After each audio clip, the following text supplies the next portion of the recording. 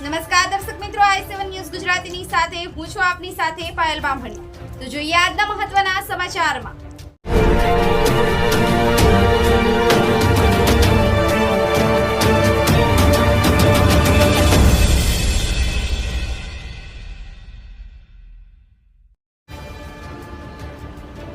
વડાલી તાલુકાના થેરાસણા ગામે આગ લાગવાનો બનાવ બન્યો। વડાલી થેરાસણા રોડ પર રાતના 8 કલાકે એક ગાડી અચાનક સળગી જતા અફરાતફરીનો માહોલ સર્જાયો હતો।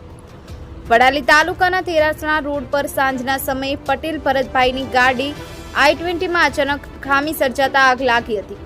આગ લાગતા તરત જ ગાડીમાંથી બહાર નીકળી અને ફાયર વિભાગને જાણ કરી હતી। વડાલી ફાયર વિભાગને જાણ કરતા ફાયર ફાઇટરની ટીમ તાત્કાલિક ઘટના સ્થળે પહોંચી અને પાણીનો મારો ચલાવી આગને કાબૂમાં કરવામાં આવી। સદનસીબે મોટી જાનહાનિ ટળી હતી। Bureau chief Hasmukh Prajapati, i7 news Gujarati, Sabarkantha.